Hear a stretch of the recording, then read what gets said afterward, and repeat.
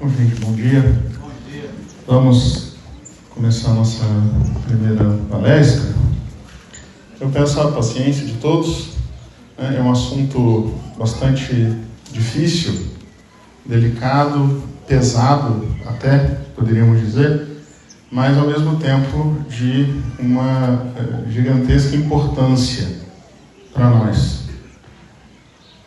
Eu gostaria de começar citando uma frase do Gênesis, lá do inicinho, que diz assim: então os olhos de ambos se abriram e reconheceram que estavam nus.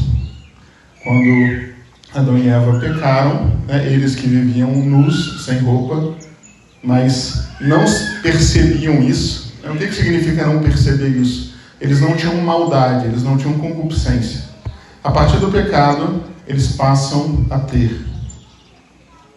E essa concupiscência que começa naquele momento vai se arrastando por toda a história da humanidade, e essa concupiscência está dentro de cada um de nós. O batismo, ele apaga o pecado original, mas ele não apaga a concupiscência. A gente continua com concupiscência.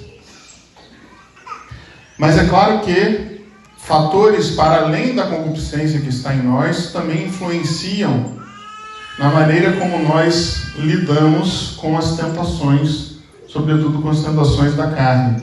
E é disso que nós vamos falar, da maneira como uma cultura pornográfica acabou afetando a nossa realidade de hoje. E para falar desse assunto, eu vou usar, sobretudo, como base um estudo de um padre espanhol, padre Fuentes, que se baseia num estudo de uma americana, Judith Heisman, que é uma das maiores especialistas no assunto, e nós vamos usar também um documento da igreja dos anos 80 sobre esse mesmo assunto, da pornografia e também da violência. Então vamos lá. Quando a gente fala do problema, da pornografia, nós estamos falando de um problema muito sério, que às vezes a gente não dá tanta atenção. Quando nós falamos de mal do século, todo mundo pensa em quem? Em depressão, não é isso? No entanto, a pornografia, ela traz mais tristeza para a humanidade do que a depressão, e afeta um número muito maior de gente. Quando a gente fala de pandemia, a gente pensa em Covid. Só que a pornografia é uma pandemia muito pior, que afeta muito mais gente e que mata muita gente. E nós vamos entender um pouquinho, por que uma coisa que parece algo inocente, no sentido de que é um problema meu que não afeta ninguém, como é que isso de fato afeta muitas pessoas, inclusive tira a vida de muitas pessoas. E nós vamos fazer um primeiro caminho em que nós vamos conhecer uma, digamos, breve história desse assunto, como é que nós chegamos no estado que nós estamos hoje, e depois da pausa nós vamos falar de algumas coisas mais práticas com relação ao cuidado com as crianças, sobretudo com o uso do celular e da internet pelas crianças. No documento da igreja sobre o assunto, a igreja diz que ao longo desses últimos anos houve uma revolução mundial no modo de perceber os valores morais. Isso é muito fácil da gente entender. Mesmo que nós não tenhamos mais de um século de vida, acredito que nenhum aqui de nós tem mais de um século de vida, nessas poucas décadas que nós já vivemos, nós já percebemos uma grande mudança do ponto de vista dos valores morais. Certas coisas que eram inaceitáveis há 20 anos atrás, hoje já são totalmente aceitáveis. Agora, imaginem isso em 200 anos, por exemplo, em 300 anos. Então, houve uma revolução na percepção dos valores morais, do certo e do errado. Claro que não cabe aqui a gente fazer uma história de como isso aconteceu, seria longo demais. Mas existem vários fatores filosóficos, políticos e etc., que fizeram a gente chegar nesse ponto que nós chegamos. Mas todo mundo reconhece que nós vivemos uma época de verdadeira transmutação de valores. Ou seja, os valores mudam muito rapidamente. Nosso vocabulário muda muito rapidamente. Certas coisas que a gente falava antes, agora a gente tem que ter cuidado que não pode mais falar. Não é isso? Por quê? Por causa dessa transmutação dos valores. A pornografia e a exaltação da violência são realidades velhas da condição humana, que evidenciam a componente mais torpe da natureza humana, decaída pelo pecado. Mas, mesmo que isso tenha sempre existido, no último quarto de século adquiriram uma amplitude nova. Isso aqui foi escrito nos anos 80, então a coisa hoje está muito pior. Essa realidade de que a pornografia... Então, pornografia, só para a gente conceituar, né? É qualquer expressão gráfica de algo impuro sexual, certo? Então, esse tipo de realidade, que sempre existiu, a gente vai fazer um caminho pela história da pornografia, isso sempre existiu, isso adquiriu nas últimas décadas uma dimensão absurda, impensável, por causa do desenvolvimento tecnológico. Né? A maneira que nós temos hoje de botar gráficos, ou seja, apresentar as coisas por meio das mídias sociais, é muito maior do que na época que você tinha que pintar um quadro, por exemplo. Né? Hoje a gente tem câmeras, hoje a gente tem coisas ao vivo, etc. Então, essa realidade que faz parte da realidade da natureza humana decaída, adquiriu uma dimensão muito grande, se tornou um grande problema moral e até social. Vamos fazer um pequeno apanhado histórico. Nós encontramos cenas assim, de pornografia, nas antigas civilizações pagãs. Por exemplo, se vocês forem na Europa, existe um lugar chamado Pompeia. Né? Lá em Pompeia tem um vulcão Vesúvio, que estourou lá o vulcão, teve erupção, e a gente tem guardado, por causa da erupção, várias questões de arqueologia lá, vários registros históricos. As paredes de Pompeia eram pintadas com cenas pornográficas, ou seja, isso já existia lá. Quando a gente olha para aquelas ruínas da Roma Antiga, da Grécia Antiga, aqueles prédios bonitos, a gente imagina tudo branquinho. Não era branquinho não, era cheio de pintura, cheio de coisa. E a maioria das vezes eram coisas muito feias que eram pintadas lá. Então isso sempre existiu.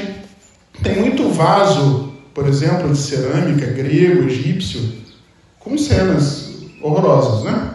Então isso sempre existiu. Porém, com a invenção da fotografia e do cinema, isso adquiriu novas dimensões.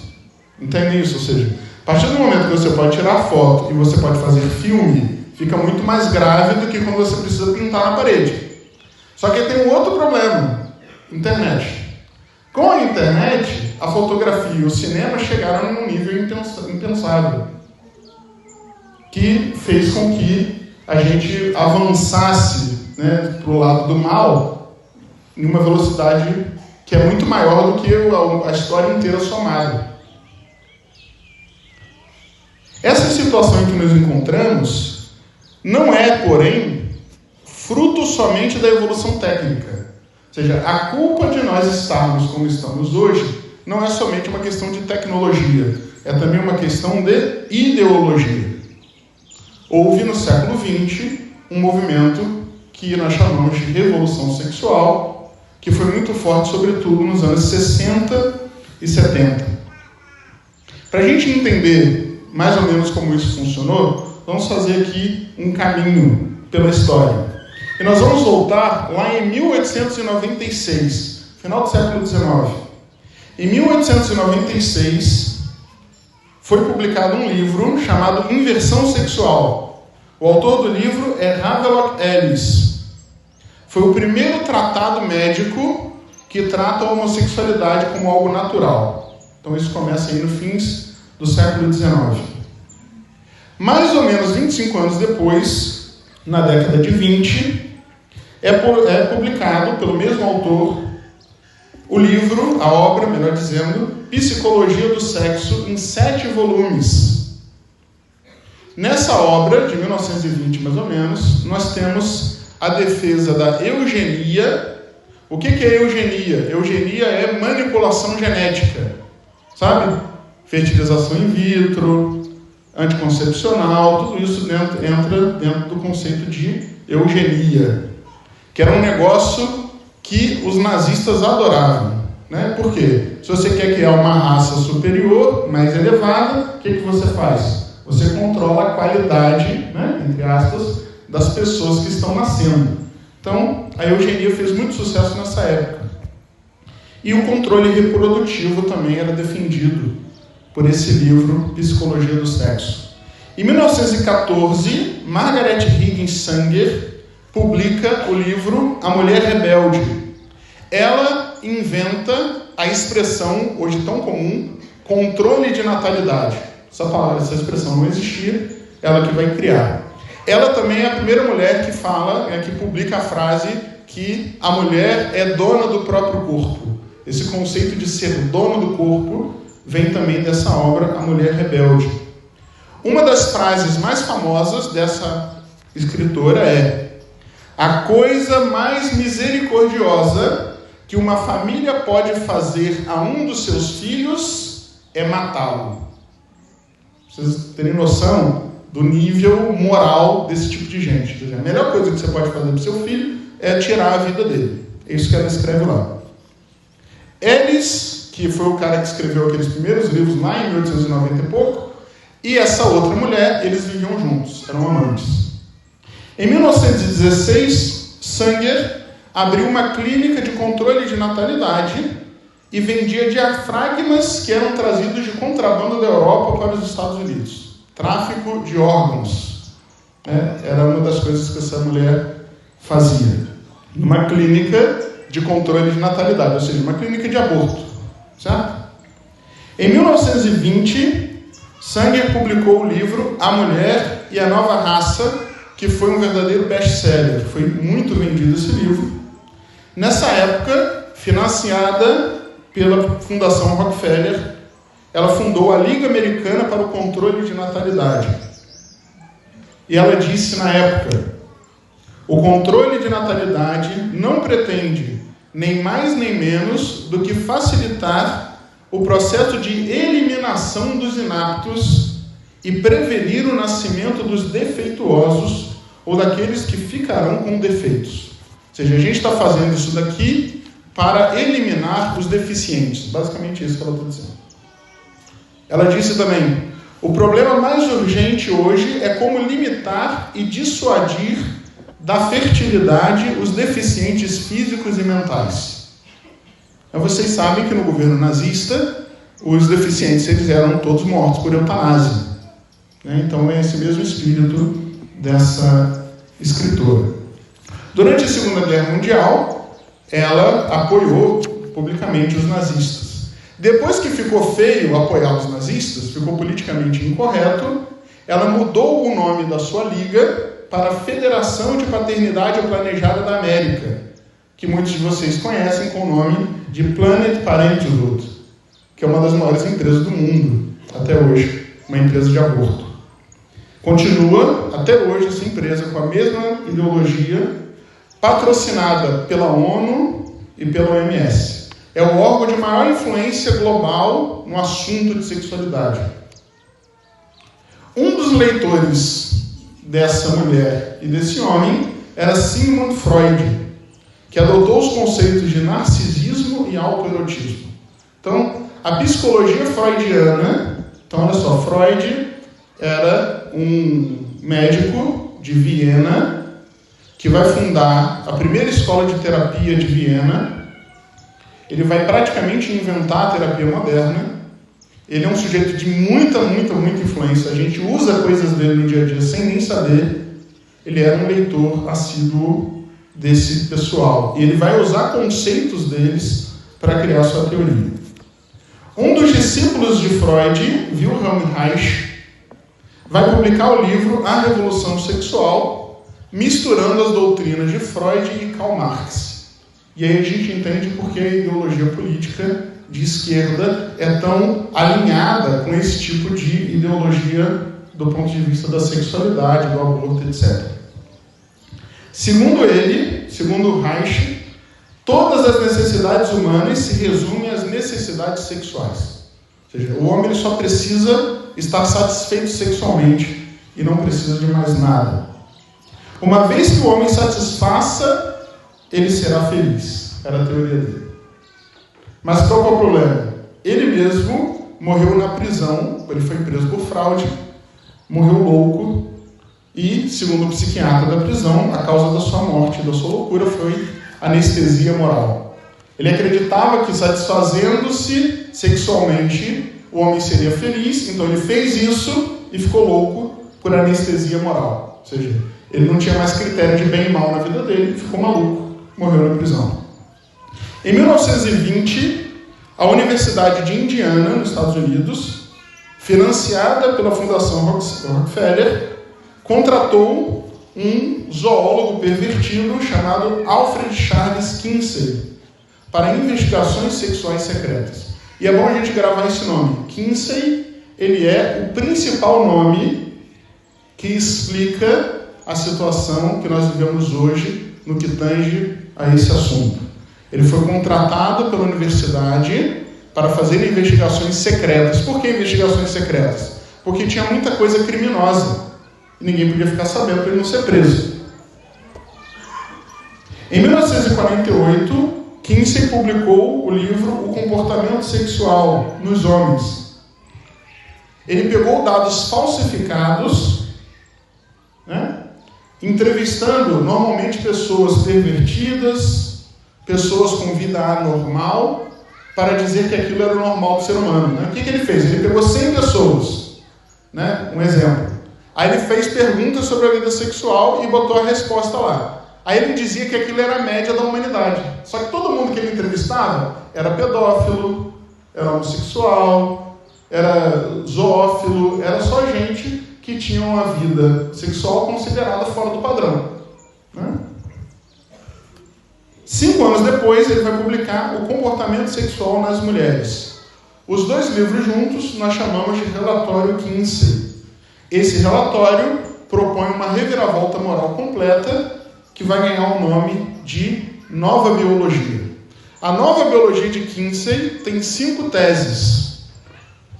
Olha só, a primeira tese da Nova Biologia de Kinsey: as crianças são sexualmente ativas desde o nascimento. Podem ter relações sexuais em qualquer idade e são merecedoras delas. O incesto e a pedofilia não são prejudiciais. A primeira tese é essa.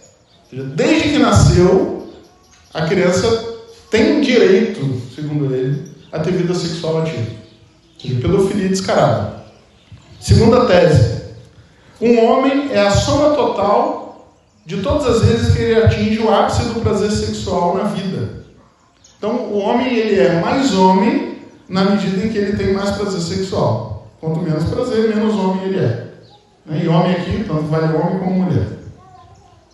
A bissexualidade, terceira tese, é a orientação sexual normal e as pessoas são basicamente pansexuais. Ou seja, segundo ele, o normal do ser humano é ser pansexual. Ou seja, o homem tem desejo sexual por absolutamente qualquer coisa.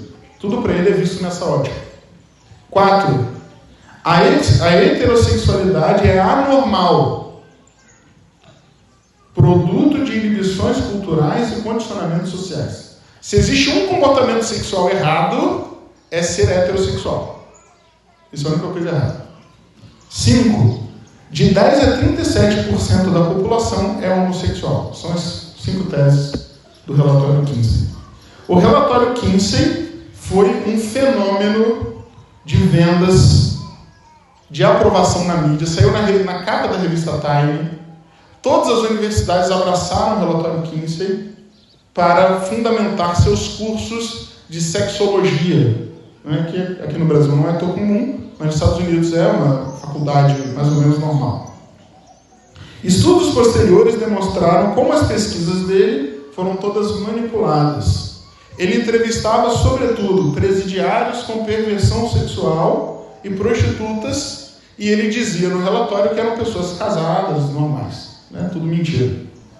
Uma investigação da doutora Judith Hasman demonstrou que, olha só, 300 crianças de 2 meses a 15 anos sofreram abuso em nome do relatório. Então, ele abusou, ele e a equipe dele, de 300 crianças de 2 a 15 anos, para coletar dados para o relatório. Alguns dos colaboradores de Kinsey era o senhor X, que ele não fala o nome do sujeito. Esse senhor X era um pedófilo de 63 anos. Um dos outros colaboradores, o Dr. Blusek, foi condenado por pedofilia e assassinato infantil. Então essa era a equipe que fazia os estudos. Ele mesmo, o próprio Kinsey, cometeu muitos crimes contra crianças de 9 a 14 anos durante 30 anos. Ou seja, o cara era um criminoso durante 30 anos e ele é a base daquilo que se considera normal hoje na sexualidade. Todos os membros da equipe, a gente consegue achar na internet foto da equipe toda reunida, todos os membros da equipe Kinsey eram pessoas com perversão sexual, todos. Apesar da nova biologia de Kinsey afirmar que o homem encontra a felicidade satisfazendo os desejos sexuais, o próprio Kinsey vai morrer com 62 anos de uma doença decorrente do excesso dos seus pecados solitários contra a castidade. Ele era tão pervertido que ele vai ficar doente por causa disso e vai morrer assim.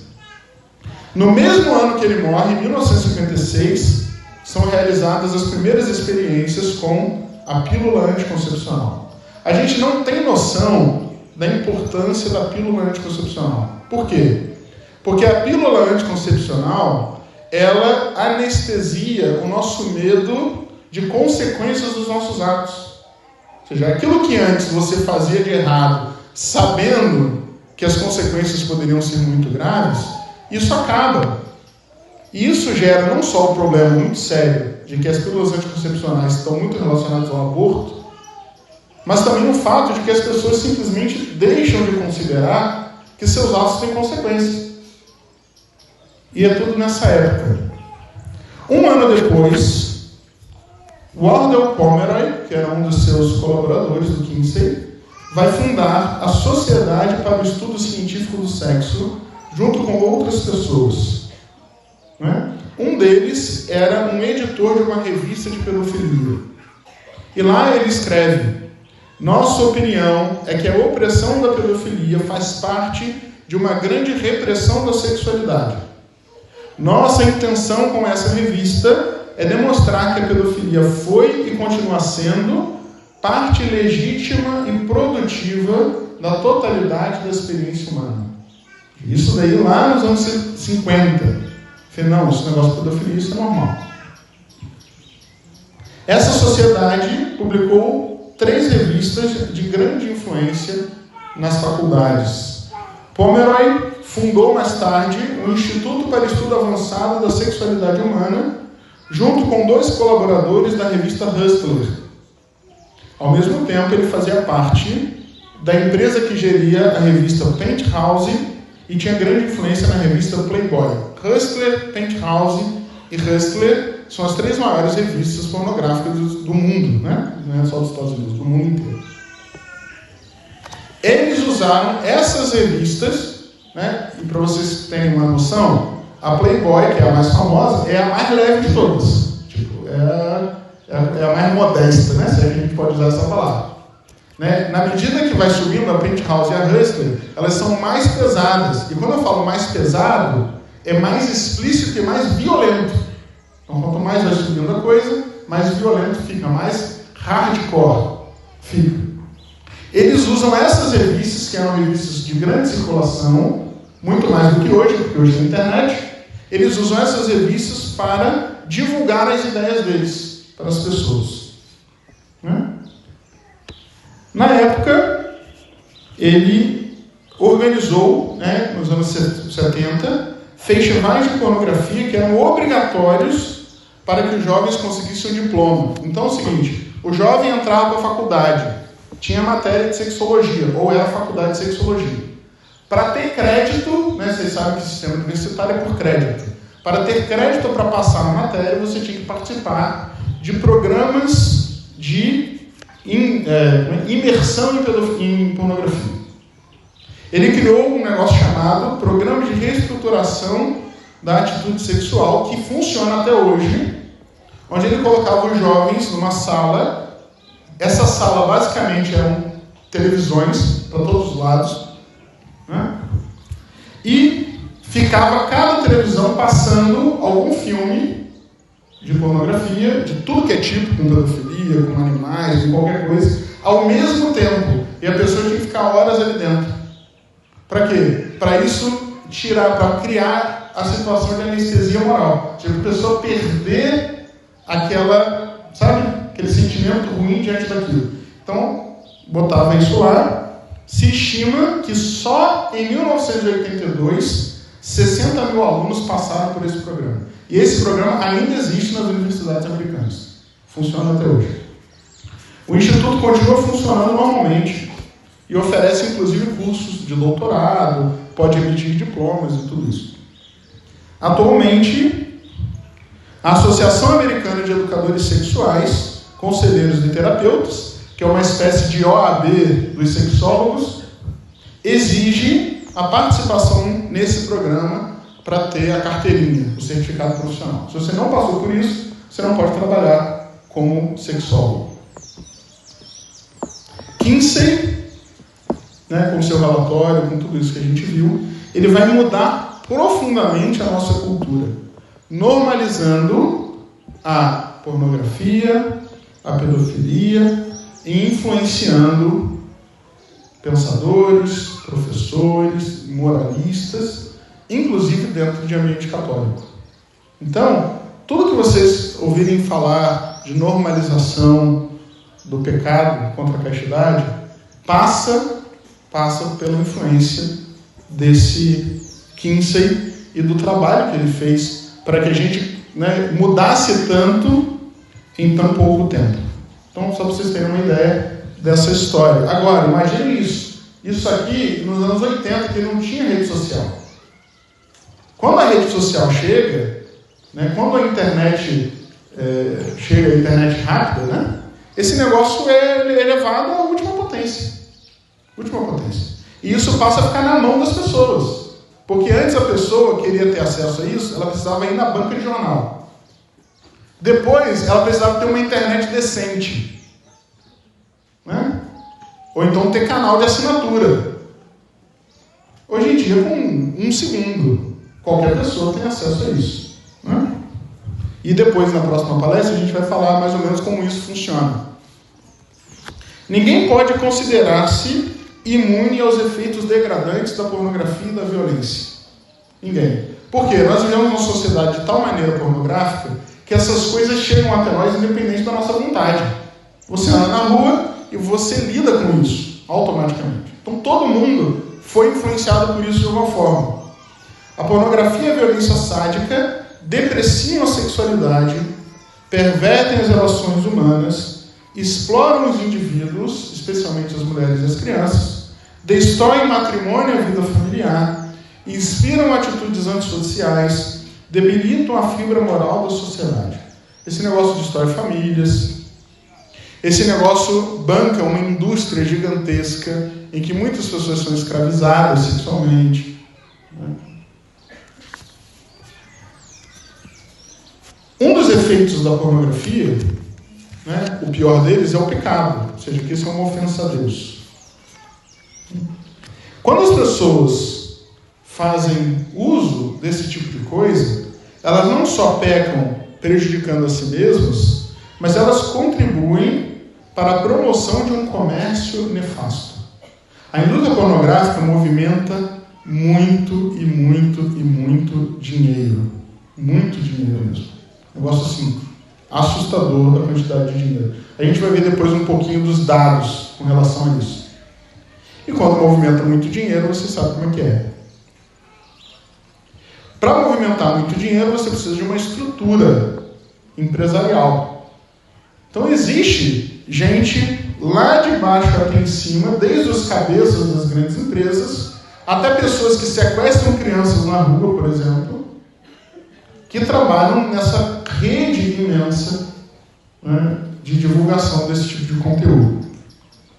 Uma frequente exposição das pessoas, e sobretudo das crianças, a esse tipo de conteúdo perturba de tal maneira a pessoa que a pessoa se torna incapaz de distinguir claramente a fantasia da realidade.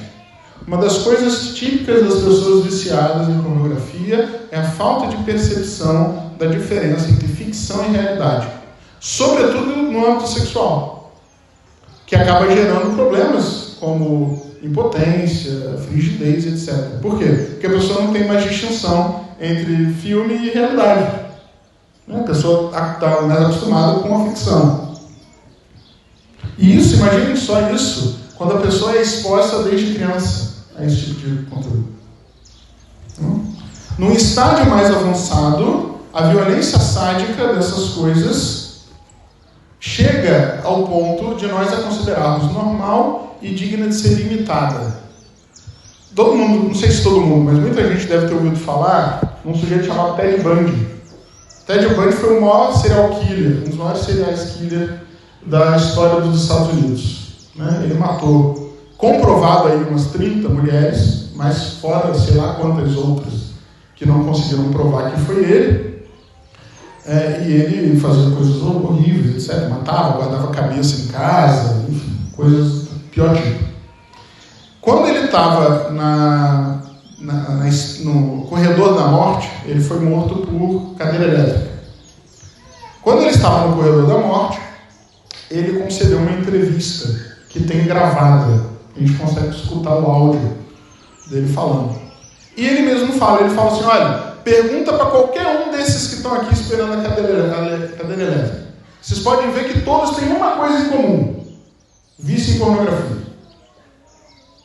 Ele fala, eu comecei criança e era lá que eu pegava os modelos daquilo que eu ia fazer. Ou seja, o negócio, quanto mais cedo chega, mais poder tem de perversão moral. E na medida que isso vai pervertendo, como nós somos seres miméticos, ou seja, o ser humano, ele imita, nós somos imitativos, e a criança é muito mais imitativa do que um adulto. Na medida que isso vai chegando, e quanto mais cedo vai chegando, mais é a nossa propensão de imitar aquilo que a gente está vendo. Por quê? Se aquilo gera normalidade, às vezes gera prazer, então o que a pessoa faz? A pessoa imita. E mais, nós sabemos pela psicologia que uma grande parte da população tem tendência à psicopatia. Muita gente tem tendência à psicopatia. E não necessariamente a pessoa vai chegar a ser um psicopata na prática. Porque existem várias coisas que vão como que nos salvaguardando. Só que esse tipo de conteúdo é o quê? É gatilho para libertar a psicopatia. Então, às vezes, aquela pessoa poderia até ter tido uma vida normal, mas como teve contato com esse tipo de conteúdo, ela vai ativar a psicopatia e vai fazer tudo que é maldade que vocês podem imaginar. Existe uma vinculação provada entre pornografia, violência e enfermidades mentais. A pornografia, mesmo leve, softcore.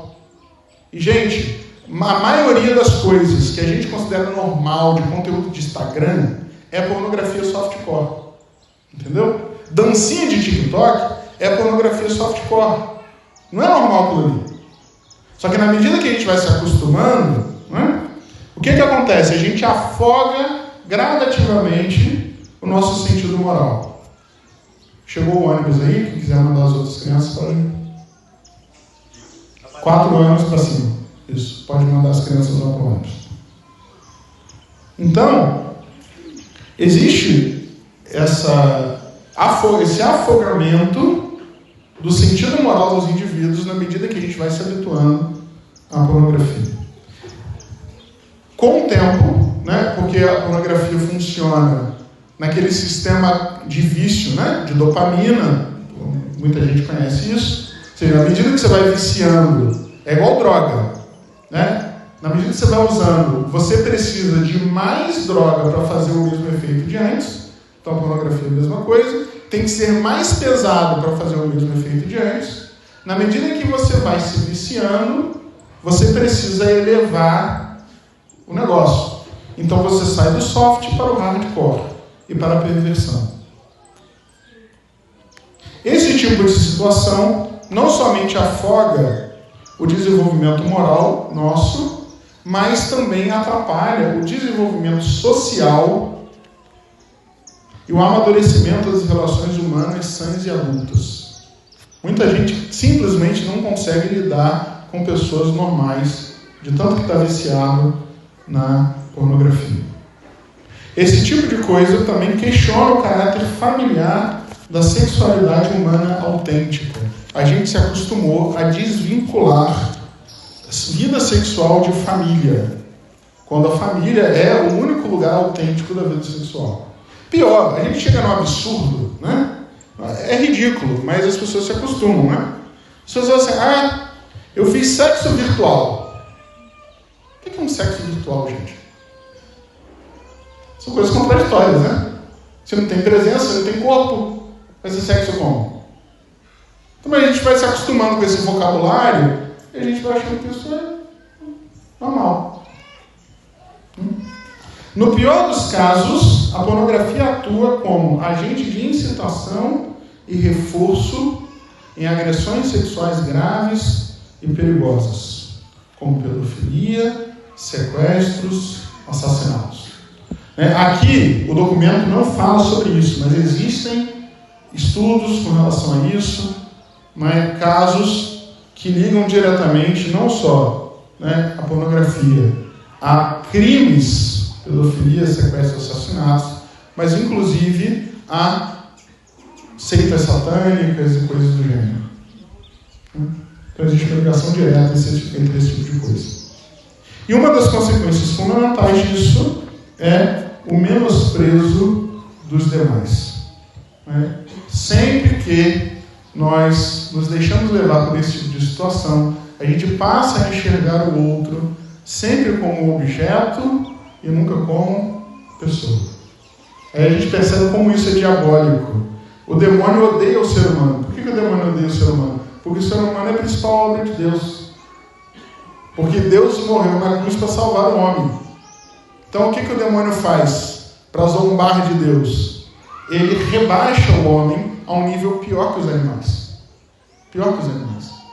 A gente fala muito sobre a bestialidade dos pecados da carne, só que os animais não fazem pior do que o homem faz. Então, o demônio ele vai usando isso. E a questão é, a gente não vai dormir e acordar numa sociedade em que isso não existe mais. A questão é de que maneira nós vamos nos portar diante de uma sociedade em que isso é a realidade. Mergulhados nessa situação, nessa lama, e muitas vezes, nem diria muitas vezes, sempre, nós mesmos influenciados por isso. Em maior ou menor escala, todo mundo foi influenciado por isso. Todo mundo que não vive sozinho, isolado no meio do mato, foi influenciado por isso. E agora o Wi-Fi chega no meio do mato, também nem viver no meio do mato resolve mais problema. Então, para a gente não demorar demais, o assunto é bem pesado, vocês perceberam, para a gente ter fazer um apanhado geral, o que acontece? Qual foi o nosso objetivo aqui? A gente entender em que nós estamos metidos e que isso não foi só que foi acontecendo. Isso foi pensado para acontecer. Ou seja, pessoas investiram muito dinheiro para que isso acontecesse. Pessoas ganham muito dinheiro porque isso está acontecendo. Muitas páginas foram escritas para que isso fosse ensinado. E como vocês viram desde o início, não existe desvinculação entre pornografia e pedofilia. Não existe. As coisas estão juntas. E porque as coisas estão juntas, é que nós vamos ver daqui a pouco, depois da pausa, que tipo de medo e cuidado nós precisamos ter com as nossas crianças, sobretudo com o uso do celular, da internet, pelas nossas crianças, para que a gente consiga pelo menos dar uma amenizada na situação. Porque é até arriscado você dizer que você vai conseguir dar segurança 100% para o seu filho. Mas pelo menos dar uma boa amenizada na situação, ter controle e formá-los moralmente para que diante do mundo que vem contra eles, eles se saibam como portar, sem presunção de inocência. Se você vai ter um filho, seu filho vai crescer, se Deus quiser, vai se tornar adolescente. Você não pode mais ter presunção de inocência. Eu suponho que meu filho está com inocência batismal com 15 anos de idade. Provavelmente não, né? Então, como você não vai conseguir torná-lo blindado para isso, o que você faz? Você tem que formá-lo moralmente para que ele saiba, pelo menos, rejeitar o mal e escolher o bem. Então, é isso que eu queria dizer. A gente vai fazer uma pausa, depois a gente volta para alguns aspectos mais práticos e alguns dados, né? Aqui a gente tem um pouquinho de estatística, um pouquinho de psicologia, um pouquinho de filosofia, um pouquinho de terrorismo, né? Mas tem que falar, né? É importante que seja falado isso para as famílias, né? E já foi-se o tempo em que isso era um problema, né, restrito a alguns ambientes, né? Aquelas pessoas mundanas têm problema com isso. Não, isso daí já chegou em todo mundo, né? Então a gente precisa se conhecer, né, se precaver e tentar aprender melhor. Eu não sei, eu até quero abrir para perguntas, eu não sei como é que a gente faria a logística aí, porque está muito longe, não sei se alguém... Também depende do tempo, já deu 10 horas. Não sei se a gente... O Padre Valdir não está aí? Alguém gostaria de fazer alguma pergunta? Aí teria que levar tem um outro microfone aí, não está aí? Se alguém quiser fazer alguma pergunta, levanta a mão que a gente leva o microfone aí. Se ninguém quiser, a gente vai tomar café de novo.